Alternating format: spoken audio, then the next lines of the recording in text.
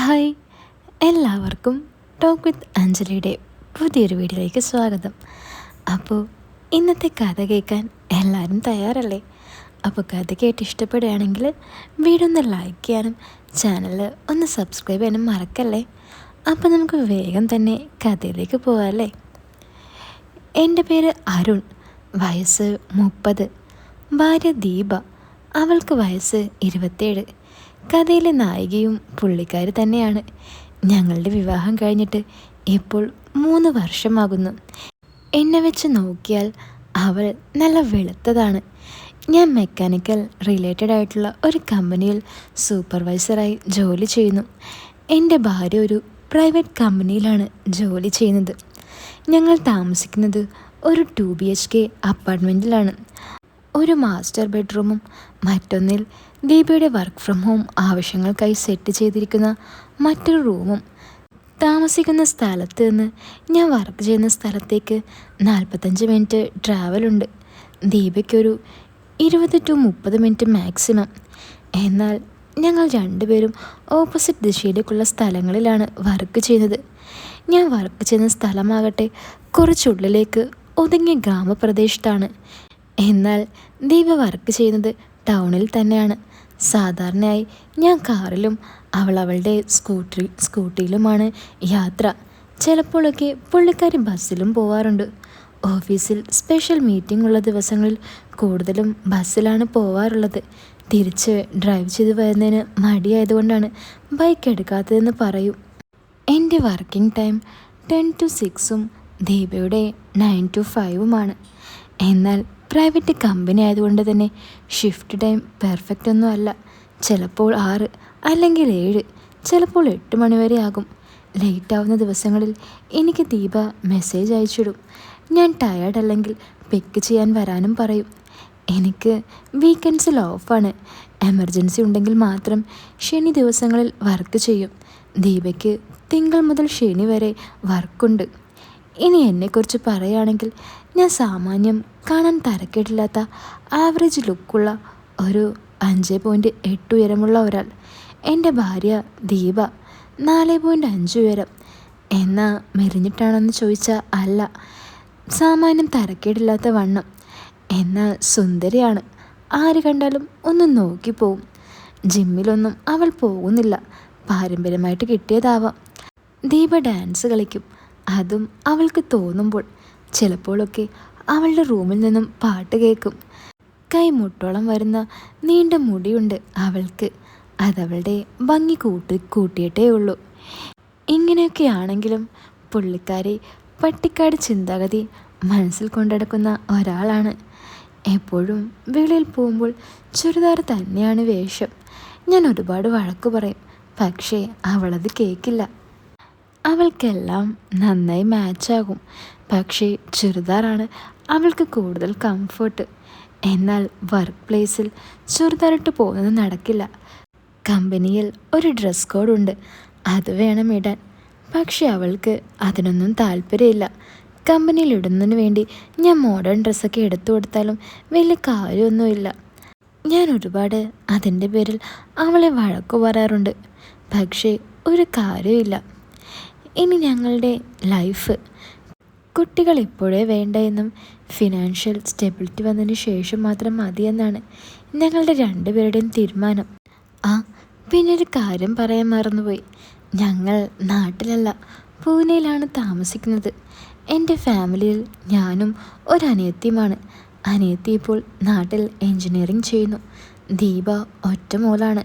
Parents നാട്ടിൽ. രണ്ടുപേരുടെയും കുടുംബം അത്യാവശ്യം അറിയപ്പെടുന്ന തറവാട്ടുകാരാണ്. ഈ അടുത്തായിരുന്നു ഞങ്ങളുടെ 3rd year ആനിവേഴ്സറി. ഞാൻ അവൾക്ക് ഗിഫ്റ്റായി കൊടുത്തത് ഒരു ചെയിനായിരുന്നു. അങ്ങനെ 3rd ആനിവേഴ്സറി ആയിട്ട് കുറച്ച് ഷോപ്പിംഗ് നടത്താൻ സൺഡേ മാളിൽ പോയി. അവിടെ ഞങ്ങളൊരു മൂവി കണ്ടു. പിന്നെ ഫുഡും ഡ്രസ്സുമൊക്കെ എടുത്തു. അങ്ങനെ അവിടെ ചുറ്റിക്കറങ്ങിക്കൊണ്ടിരിക്കുമ്പോഴാണ് ദീപയുടെ കൂടെ വർക്ക് ചെയ്യുന്ന ശരത് എന്ന ഒരു സുഹൃത്തിനെ കണ്ടത്. ദീപയാണ് എന്നെ വിളിച്ച് കാണിച്ചു തന്നത്. ശരത്ത് കൂടെ വർക്ക് ചെയ്യുന്ന ഫ്രണ്ടാണെന്നും പറഞ്ഞു. കാണാൻ ഒരു 25 വയസ്സ് തോന്നിക്കും. നല്ല ഹാൻസം. ഞങ്ങളങ്ങനെ കുറച്ചു നേരം സംസാരിച്ചു. ശേഷം തിരിച്ച് ഫ്ലാറ്റിൽ വന്ന് ഒന്ന് കൂടി സന്തോഷമായി കിടന്നുറങ്ങി. പതിവ് പോലെ മൺഡേ ഞാൻ കണ്ണു തുറന്നപ്പോൾ 8 മണിക്ക് ദീപ ജോലിക്ക് പോവാൻ റെഡിയാകുമായിരുന്നു. ഇന്നലെ എടുത്തു കൊടുത്ത ഒരു ഡ്രസ്സായിരുന്നു അവൾ ഇന്ന് ഇട്ടിരിക്കുന്നത്. അങ്ങനെ 8:30 ദീപ ജോലിക്കിറങ്ങി. എനിക്കുള്ള ഫുഡെല്ലാം ടേബിളിൽ റെഡിയാക്കിയിട്ടുണ്ട്. അങ്ങനെ ഞാനും എൻ്റെ ജോലിക്കിറങ്ങി. 6 മണിക്ക് ഷിഫ്റ്റ് കഴിഞ്ഞ് ഫോണിൽ നോക്കിയപ്പോൾ ദീപയുടെ മെസ്സേജ്. ഞാൻ വരാൻ ലേറ്റാകും, ഒരു 7:30 അതായിരുന്നു അവളുടെ മെസ്സേജ്. ഞാനതിന് ഓക്കെ റിപ്ലൈ കൊടുത്തു. ഷിഫ്റ്റ് കഴിഞ്ഞാൽ ചിലപ്പോഴൊക്കെ വർക്കേഴ്സിൻ്റെ കൂടെ പുറത്തുനിന്ന് ഒരു ചായ പതിവുള്ളതാണ്. അടുത്തുള്ള കടയിൽ ചായ കുടിക്കാൻ ഇരിക്കുമ്പോഴാണ് ബൈക്കിൽ വന്ന ഒരാളെ അരുണയെന്ന് വിളിക്കുന്നതും ഹെൽമെറ്റ് മാറ്റിയപ്പോഴാണ് ആ ആളെ എനിക്ക് മനസ്സിലായത്. മിഥുൻ എൻ്റെ ഒരു പരിചയക്കാരനാണെന്ന് പറയാം. പൂനെയിൽ വന്ന ടൈമിലൊക്കെ വീടൊക്കെ സെറ്റാക്കാൻ പുള്ളിക്കാരൻ ഹെൽപ്പ് ചെയ്തിരുന്നു. ഇവിടെ മെഡിക്കൽ റെപ്പായി വർക്ക് ചെയ്യുന്നു. നാട്ടിലുള്ള എൻ്റെ ഫ്രണ്ട്സ് വഴിയാണ് മിഥുനെ ഞാൻ പൂനെയിൽ വെച്ച് മീറ്റ് ചെയ്യുന്നത്. എങ്ങനെയുണ്ടായിരുന്നേ ഇവിടുത്തെ ലൈഫ്? നാട്ടിലൊക്കെ പോകാറുണ്ടോ? എന്നെ കണ്ടതും മിഥുൻ ചോദിച്ചു. ആ, ലൈഫ് ഫുള്ള് ബിസിയാണ്. പ്രത്യേകിച്ച് അത് പറയേണ്ടതില്ലല്ലോ. നാട്ടിലേക്ക് പോകണമെന്നൊക്കെ ഉണ്ട്, സമയം കിട്ടുന്നില്ല. എനിക്കവൾക്കും ലീവ് ഒരുമിച്ച് കിട്ടണ്ടേ? ഞാൻ പറഞ്ഞു. ഓ, അത് ശരിയാ. ഞാൻ വൈഫിനെ വരുന്ന സമയത്ത് വഴിയിൽ വെച്ച് കണ്ടായിരുന്നു. സംസാരിക്കാനും പറ്റില്ല. വീട്ടിലേക്ക് വരുന്ന വഴിയാണെന്ന് തോന്നുന്നു. ഒരു സുഹൃത്ത് കൂടെ ഉണ്ടായിരുന്നു. മിഥുൻ എന്നോട് പറഞ്ഞു. അങ്ങനെ വരാൻ ചാൻസ് കുറവാണ്. അവൾ വരാൻ ലേറ്റ് ആകുമെന്ന് മെസ്സേജ് ഇട്ടിരുന്നു. മീറ്റിംഗ് ഉണ്ടെന്നാണ് പറഞ്ഞത്. ഞാൻ അവനോട് പറഞ്ഞു. ആണോ? ചിലപ്പോൾ മീറ്റിംഗ് കഴിഞ്ഞ് കാണും. മെസ്സേജ് അയക്കാൻ മറന്നതാവും. എന്തായാലും ഞാൻ വരുന്ന വഴിയിൽ കണ്ടിരുന്നു. ഒരു വൈറ്റ് ടോപ്പും ഒരു റെഡ് ഹെൽമെറ്റും. കൂടെയുള്ള ഫ്രണ്ടിനെ ഞാൻ കണ്ടില്ല, അവൻ പറഞ്ഞു. ആ, അത് അവൾ തന്നെയാകും. ചിലപ്പോൾ വന്ന് കാണും. അല്ല, നാട്ടിലും വീട്ടിലുള്ള എല്ലാവരും സുഖമായിരിക്കുന്നോ? ഞാൻ അവനോട് ചോദിച്ചു. ആടാ, എല്ലാവരും ഹാപ്പി. എന്തായാലും കണ്ടതിൽ സന്തോഷം. പിന്നെ എപ്പോഴെങ്കിലും ഇതുപോലെ വീണ്ടും കാണാം. ഇപ്പോൾ പോയിട്ട് കുറച്ച് ബിസിയുണ്ട്, മിഥുൻ പറഞ്ഞു. ആ, ഓക്കെ, ബൈ. ചായ കുടിച്ചു കഴിഞ്ഞ് ഞാൻ അവിടെ നിന്നിറങ്ങി. ഒരു 7:30 ഞാൻ ഫ്ലാറ്റിലെത്തി. ഫ്ലാറ്റ് ലോക്കായിരുന്നു. ഒരു 10 മിനിറ്റ് കഴിഞ്ഞപ്പോൾ ദീപ വന്നു. ചാടിക്കേറി, നീ ഇവിടെ വന്നിരുന്നോ? വീണ്ടും എവിടേക്ക് പോയതാണെന്നൊന്നും ഞാൻ ചോദിക്കാൻ നിന്നില്ല. ഞാൻ വന്ന് കുളിയൊക്കെ കഴിഞ്ഞ് ഫോണിൽ റീൽസും കണ്ടുകൊണ്ടിരുന്നു. അവൾ കുക്കിംഗ് കഴിഞ്ഞ് കുളിക്കാൻ കയറി. ഇതിനിടയിൽ ഞങ്ങൾ രണ്ടുപേരും കുറച്ചെന്തൊക്കെയോ സംസാരിച്ചു. പക്ഷേ ഇവിടെ വന്നെന്നൊന്നും അവൾ എന്നോട് പറഞ്ഞില്ല. അങ്ങനെ റീൽസ് നോക്കിയിരുന്നപ്പോഴാണ് മറ്റൊരു കാര്യം മനസ്സിൽ വന്നത്. ദീപ എന്നോടെന്തെങ്കിലും ഒളിക്കുന്നുണ്ടോ? ഏയ്, ഉണ്ടാകില്ല. ചിലപ്പോൾ അവൾ പറയാൻ മറന്നതാകും എന്ന് ഞാൻ സ്വയം ആലോചിച്ചു. അങ്ങനെ ഇന്നത്തെ സംഭവങ്ങൾ ആലോചിച്ചുകൊണ്ടിരിക്കെ അവൾ കുളി കഴിഞ്ഞ് വന്നു. ഞങ്ങൾ രണ്ടുപേരും ഫുഡ് കഴിച്ചു. പ്രത്യേകിച്ചൊന്നും സംസാരിച്ചില്ല. രണ്ടുപേരും ഫോണും നോക്കി കഴിച്ചു. കിടക്കാൻ നേരം ഞാൻ അവളുടെ അടുത്തേക്ക് ചെന്നു. അപ്പോൾ അവൾ ഒട്ടും വയ്യ, ഓഫീസിൽ നല്ല ബിസിയായിരുന്നെന്നും പറഞ്ഞു. ഇന്ന് മീറ്റിംഗ് ഉണ്ടായിരുന്നെങ്കിൽ പിന്നെ എന്തിനാ ബൈക്ക് കൊണ്ടുപോയത്? എന്നെ വിളിച്ചാൽ ഞാൻ വന്ന് പിക്ക് ചെയ്യില്ലേ? ഞാൻ അവളോട് ചോദിച്ചു. അത് ഇന്ന് മീറ്റിംഗ് ഉണ്ടാവുമെന്ന് ഞാൻ അറിഞ്ഞില്ല. 3 മണിക്ക് തുടങ്ങിയ മീറ്റിംഗ് ആണ്. ഒന്ന് ഫ്രീ ആയത് 6:45 ദീപ പറഞ്ഞു. ഞാനൊന്ന് മൂളുക മാത്രം ചെയ്തു. അല്ലാതെ എനിക്കവളെ കൂടുതൽ ചോദ്യം ചെയ്യാൻ തോന്നിയില്ല. കാരണം മിഥുൻ പറഞ്ഞത് ശരിയാവണമെന്നില്ലല്ലോ. അവന് ആള് മാറിയതുമാകാം. പിന്നെ ഞാൻ അത് വിട്ടു. അങ്ങനെ ശനിയാഴ്ചയായി. എനിക്ക് ഓഫായിരുന്നു. പതിവ് പോലെ രാവിലെ ദീപ വർക്കിന് പോകാൻ റെഡിയാവുന്നു. വൈകുന്നേരം ചിലപ്പോൾ ലേറ്റ് ആവും. ക്ലയൻറ്റ് മീറ്റിംഗ് ഉണ്ട്. ബൈക്ക് എടുക്കുന്നില്ല, പിക്ക് ചെയ്യാൻ വരണം എന്ന് അവൾ എന്നോട് പറഞ്ഞു. ടൈം എത്രയാവുമെന്ന് ചോദിച്ചപ്പോൾ ഇപ്പോൾ പറയാൻ പറ്റില്ല, ടെക്സ്റ്റ് ചെയ്യാം എന്നാണ് അവൾ മറുപടി പറഞ്ഞത്. എന്തായാലും ഉറക്കം പോയി. എങ്കിൽ പിന്നെ എഴുന്നേക്കാമെന്ന് കരുതി ബ്രേക്ക്ഫാസ്റ്റ് എല്ലാം കഴിച്ച് സോഫയിൽ തന്നെ ഒന്നുകൂടി കിടന്ന് മയങ്ങിപ്പോയി. ഫോൺ റിങ് ചെയ്യുന്ന സൗണ്ട് കേട്ടാണ് ഞാൻ എഴുന്നേറ്റത്. കമ്പനിയിൽ സ്വീപ്പറായി വർക്ക് ചെയ്യുന്ന ശ്യാമ ചേച്ചിയായിരുന്നു ഫോണിൽ. ചേച്ചിക്ക് അത്ര പ്രായമൊന്നുമില്ല, 40 വയസ്സ്. മലയാളി ആയതുകൊണ്ട് തന്നെ എനിക്ക് ചേച്ചിയെയും ചേച്ചിക്ക് എന്നെയും വലിയ കാര്യമാണ്. വർക്ക് ചെയ്യുന്ന സ്ഥലത്ത് മലയാളികൾ വേറെ ഇല്ലെന്ന് തന്നെ പറയാം. ഹലോ, എന്താ ചേച്ചി വിളിച്ചേ? ഞാൻ ചോദിച്ചു.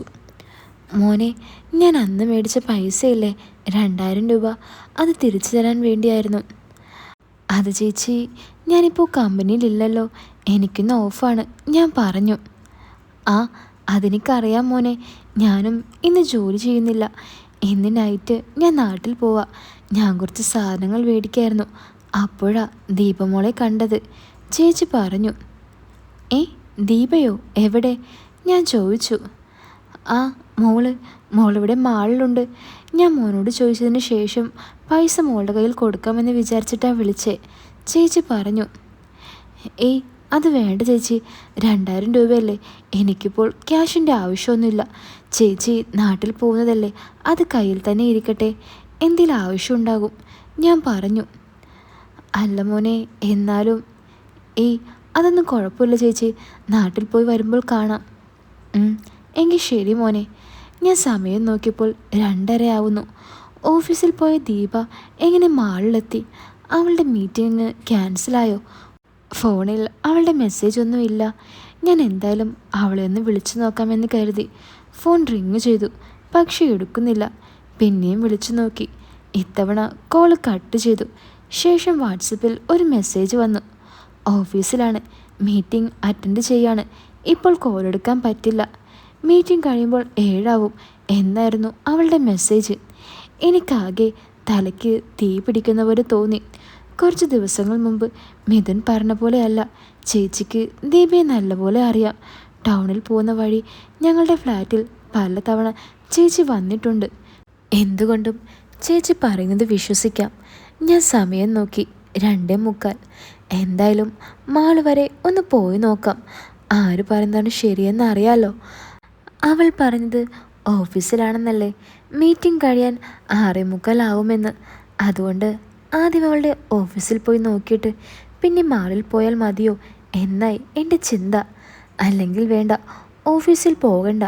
ഞാൻ അവിടെ ചെന്ന് ഇവളെക്കുറിച്ച് ആരോടെങ്കിലും അന്വേഷിച്ചാൽ അവൾ ചിലപ്പോൾ ദീപയോട് തന്നെ അത് വിളിച്ചു പറയാൻ സാധ്യതയുണ്ട്. ഞാൻ മാളിൽ പോകാൻ തീരുമാനിച്ചു. 3:30 ആയപ്പോൾ ഞാൻ മാളിലെത്തി. പാർക്കിങ്ങിൽ എൻ്റെ കാറ് പാർക്ക് ചെയ്തു. വീക്കെൻഡ് ആയതുകൊണ്ട് തന്നെ അത്യാവശ്യം തിരക്കുണ്ട്.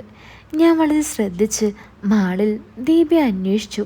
നേരിട്ട് അവളുടെ മുന്നിൽ പോയി നിൽക്കാൻ ഞാൻ പ്ലാൻ ചെയ്തിരുന്നില്ല. ഒരു 10 മിനിറ്റിന് ശേഷം ഞാൻ അവളെ കണ്ടു. എൻ്റെ കണ്ണുകളെ എനിക്ക് വിശ്വസിക്കാൻ ഒട്ടും പറ്റിയില്ല. എൻ്റെ ദീപ അതാ മാളിൽ. അതിൽ എന്നെ കൂടുതൽ അത്ഭുതപ്പെടുത്തിയത് അവളുടെ മോഡേൺ ഡ്രസ്സായിരുന്നു. അവളെ ഒരിക്കൽ പോലും ഞാനിങ്ങനെ കണ്ടിട്ടില്ല. ഞാൻ അവളുടെ കൂടെയുള്ള ആളിനെ നോക്കി. അവളെ ഞാൻ എവിടെ കണ്ടിട്ടുണ്ട്. എനിക്ക് ഓർമ്മ വന്നു, കൂടെയുള്ളത് രേഷ്മ. ഇവളെൻ്റെ നാട്ടുകാരിയാണ്, ഞങ്ങൾ ഒരുമിച്ച് പഠിച്ചിട്ടുണ്ട്. എന്നാൽ ഞാൻ കോളേജിൽ പോയ സമയത്ത് ഇവളും വേറെ കോളേജിലായിരുന്നു. അങ്ങനെ പിന്നെ കോണ്ടാക്റ്റ് ഒന്നും ഉണ്ടായില്ല. ഞാൻ പൂനെയിൽ വരുന്ന ടൈമിൽ ഇവളെ കോണ്ടാക്ട് ചെയ്യാൻ ശ്രമിച്ചിരുന്നു. കാരണം ഇവളുടെ ഹസ്ബൻഡുമായി മുംബൈയിലാണെന്ന് ഞാൻ അറിഞ്ഞിരുന്നു. രേഷ്മ അന്നേ ഒരു ബ്യൂട്ടി ക്യൂനായിരുന്നു. പഠിക്കുന്ന സമയം അവളെ നോക്കാത്ത ടീച്ചേഴ്സോ സ്റ്റുഡൻസോ ഇല്ലെന്ന് തന്നെ പറയാം. പല ടീച്ചേഴ്സിനും അവൾ പിടികൊടുത്തിട്ടുണ്ടെന്നും ഓണം സെലിബ്രേഷൻ ടൈമിൽ എല്ലാവർക്കും കണ്ണിന് കുളിർമ കൊടുക്കുന്നതും അവളുടെ ഒരു ഹോബിയായിരുന്നു. രേഷ്മ നല്ല വെളുത്തതായിരുന്നു, പക്ഷേ ദീപയുടെ അത്രയുമില്ല. അങ്ങനെ അവർ ഒരു ഷോപ്പിലേക്ക് കയറി ഡ്രസ്സ് സെലക്ട് ചെയ്തുകൊണ്ടിരുന്നു. അപ്പോഴാണ് അവരുടെ അടുത്തേക്ക് 2 പേർ വരുന്നത് ഞാൻ കണ്ടത്. അതിലൊരാൾ ശരത്താണ്. അവനെ മുമ്പൊരിക്കൽ ദീപ പരിചയപ്പെടുത്തിയിരുന്നു. കൂടെയുള്ളവനെ എനിക്കറിയില്ല. ഇവർ 2 പേരും അവരുടെ അടുത്ത് വന്നു. ശരത്ത് വന്ന് രേഷ്മയുടെ കയ്യിൽ പിടിച്ച് എന്തോ ചോദിക്കുന്നുണ്ട്. എന്നാൽ എനിക്ക് പേരറിയാത്തവൻ നേരെ എൻ്റെ ഭാര്യയുടെ അടുത്തേക്ക് വന്ന് അവനിലേക്ക് അടുപ്പിച്ചു. എന്നാൽ എൻ്റെ ഭാര്യയ്ക്ക് അവൻ്റെ ആ പ്രവൃത്തികളിൽ യാതൊരു ഭാവവ്യത്യാസമോ നെട്ടലോ, എന്തിന് അവൾ അതിൽ നിന്നും പിന്മാറുക പോലും ചെയ്യുന്നില്ല. അതെന്നെ ശരിക്കും അത്ഭുതപ്പെടുത്തി. അവരുടെ പെരുമാറ്റത്തിൽ ഇതൊരു സാധാരണ വിഷയം പോലെയാണെന്ന് എനിക്ക് തോന്നിയില്ല. എനിക്ക് എന്തൊക്കെയോ കണ്ടിട്ട് ദേഷ്യം വന്നു. അവളുടെ നേരെ ചെല്ലണമെന്നും അവൻ്റെ കൈ തല്ലി ഓടിക്കണമെന്നും തോന്നി. എന്നാൽ ഞാൻ എന്നെ തന്നെ കൺട്രോൾ ചെയ്തു എന്ന് വേണം പറയാൻ. വീട്ടിലെ എൻ്റെ ഭാര്യയും ഓഫീസിലെ ദീപയും തമ്മിലുള്ള വ്യത്യാസം എനിക്കറിയണമായിരുന്നു. പിന്നെ കുറച്ചു നേരം അവർ ഡ്രസ്സൊക്കെ സെലക്ട് ചെയ്തു. 1-2 കവർ പാക്ക് ചെയ്ത് അവർ അവിടെ നിന്നിറങ്ങി. പിന്നാലെ ഞാനും അവർ കാണാതെ ഫോളോ ചെയ്തു. രേഷ്മ ശരത്തിൻ്റെ ബൈക്കിൻ്റെ പുറകിലും ദീപ മറ്റവൻ്റെ ബൈക്കിൻ്റെ പുറകിലും കയറി. അവർ രണ്ടുപേരും പരസ്പരം സംസാരിക്കുന്നുമുണ്ട്. ഞാൻ വളരെ ദൂരമായിട്ടായിരുന്നു അവരെ ഫോളോ ചെയ്തുകൊണ്ടിരുന്നത്. എൻ്റെ കാറ് ദീപയുടെ കണ്ണിൽ പെടണ്ട എന്ന് കരുതിയാണ് ഞാൻ അങ്ങനെ ചെയ്തത്. ഞാൻ കരുതിയത് ദീപിനി പോകുന്നത് അവരുടെ ആരെങ്ങളുടെയും വീട്ടിലേക്കാവുമെന്നാണ്. പക്ഷേ അവർ നേരെ പോയത് ഓഫീസിലേക്കാണ്. സമയം 5:30 ആയിരുന്നു. പാർക്കിങ്ങിൽ ബൈക്ക് വെച്ച് അവർ 4 പേരും ഓഫീസിൽ കയറിപ്പോയി. ഞാൻ കുറച്ചു നേരം വെയിറ്റ് ചെയ്തു. എൻ്റെ മനസ്സിൽ 100,000 ചോദ്യങ്ങൾ വന്നുകൊണ്ടിരുന്നു. അപ്പോൾ ഈ കഥയുടെ ബാക്കി എന്താണെന്നറിയാൻ നിങ്ങൾക്ക് ആഗ്രഹമുണ്ടോ? ഉണ്ടെങ്കിൽ കമൻറ്റ് ബോക്സിൽ ഒന്ന് പറയണേ. കൂടാതെ വീഡിയോ ഒന്ന് ലൈക്ക് ചെയ്യാനും ചാനൽ ഒന്ന് സബ്സ്ക്രൈബ് ചെയ്യാനും മറക്കല്ലേ. അപ്പോൾ പുതിയൊരു കഥയായിട്ട് നമുക്ക് വീണ്ടും കാണാം. എല്ലാവരും കാത്തിരിക്കുക.